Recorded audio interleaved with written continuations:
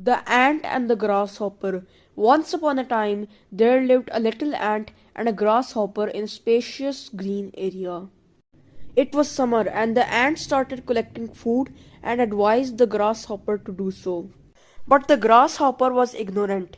He sang songs, used his guitar, and enjoyed the greenery. When winter came around, the ant had gathered plenty food, but the grasshopper was hungry and regretted his decision. The moral of the story is don't delay anything until tomorrow, which you can do today. Watch out, Big Bro's coming. Help! Squeaked the mouse. He's coming. Who's coming? Asked the frog. Big Bro, said the mouse. He's rough, he's tough, and he's big. Big, said the frog. How big? The mouse stretched out his arms as wide as they could go. This big, he cried and scampered off to hide. Look out!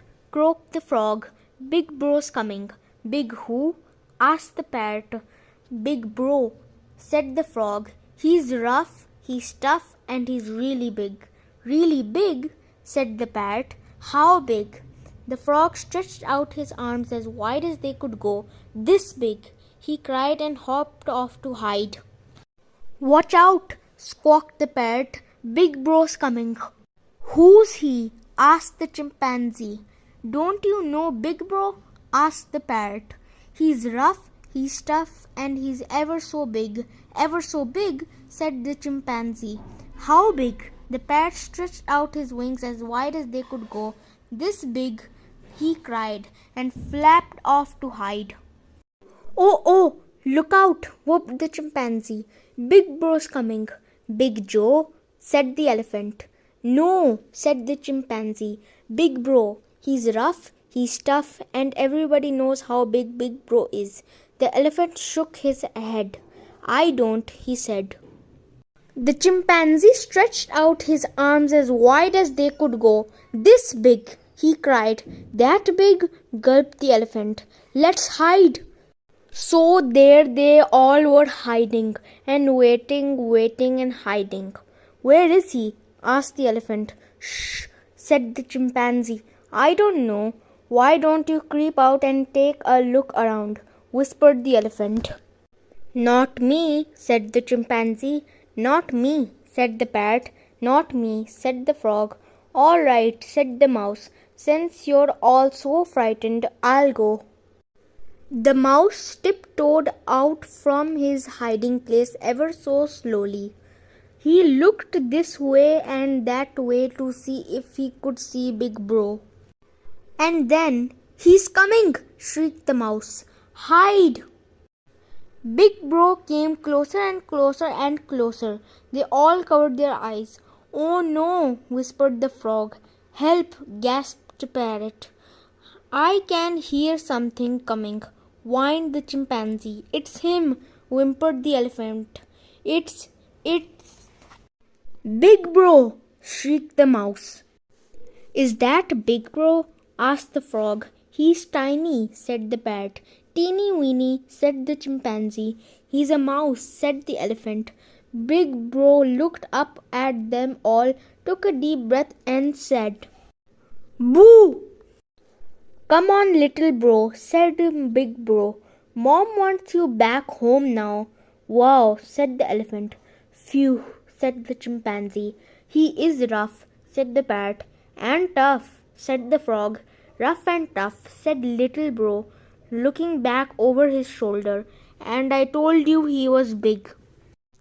Billy Brownmouse won't go to sleep. Yum yum. It was early evening and Billy Brownmouse was enjoying his supper. His teddy bear, Stilton, was waiting for him to finish. Stilton didn't eat supper.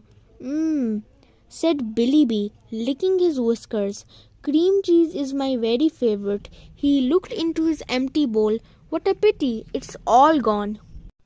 It was time for bed. Billy Bee changed into his special smiley moon night shirt. Oof, he said, as he struggled to put it on. It was getting a bit tight for him now. Stilton sat patiently by the bed. He didn't wear a nightshirt. Oof! Plink! Next, Billy Bee had to clean his teeth. He brushed them carefully up and down, up and down.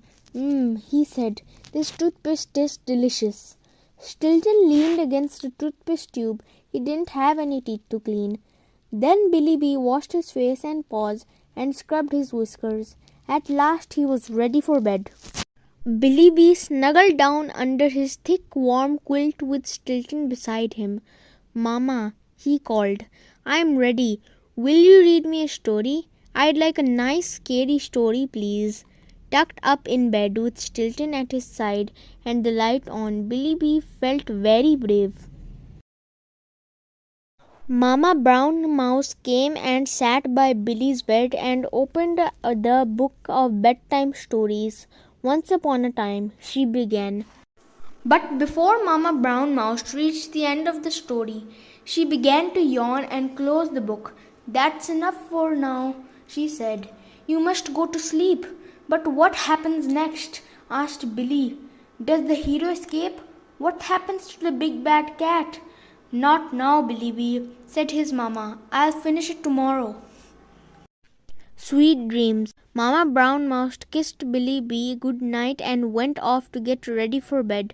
But Billy Bee wasn't at all sleepy, and after a while he got out of bed. Come on, Stilton, he said. Let's go and find Mama. Mama? Billy's mama and papa were already in bed. Mama Brown Mouse was reading a book, but Papa Brown Mouse was asleep. He had to get up early in the morning. Mama, said Billy Bee, I'm thirsty. May I have a drink, please? Stilton, of course, never needed a drink. Glug glug. After finishing a whole bottle of milk, Billy went back to bed. He lay for a while staring up at the ceiling. Lying in bed is very boring, Stilton, he said. Nothing interesting ever happens. Billy Bee didn't want to go to sleep. He picked up Stilton and went back to his Mama and Papa's room. Mama Brown Mouse had put her book away and had switched off the light. Papa Brown Mouse was sound asleep and snoring lightly, his whiskers vibrating with each snore. Mama, whispered Billy Bee, why do I have to go to sleep? It's such a waste of time. Mama yawned and got out of bed. She picked up Billy Bee and carried him over to the window. Mama? Look outside, Billy, she said. The sun has gone to bed, and it's very dark, so that little mice and other creatures of the day can sleep and rest, and maybe dream of good things. Then in the morning they will wake up happy and ready for a new day. So Billy Bee went back to bed and was soon fast asleep and dreaming. Billy Bee dreamed he and Stilton were jumping up and down on a huge slice of tasty cheese. All around them were marvelous toys and delicious things to eat. He and Stilton had a wonderful time. Yippee! The sun streamed into Billy Bee's room next morning and woke him up. It was a lovely day. Come on, Stilton, he said, jumping out of bed. It's a great day. I can't wait to tell my friends at nursery school all about my wonderful dream. What a good job. We went to sleep after all. Aunt Nina's visit. There is nothing to do, said Alexandra. Go and play with your friend, said her mother. She is away for the weekend, said Alexandra. How about your brother? Asked her father. It's boring to always play with your sister, said Alex. I wish we had a company, said Alexandra. The doorbell rang. Alex and Alexandra ran to the door. It was their cousins Bernard and Bernadette. My wish has come true, said Alexandra. Let's have a puppet show, said Alex. Bernard and I will work the puppets. Bernadette can work the lights, and Alexandra can play the piano.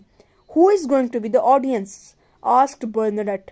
It's no good performing for nobody, said Bernard. The doorbell rang.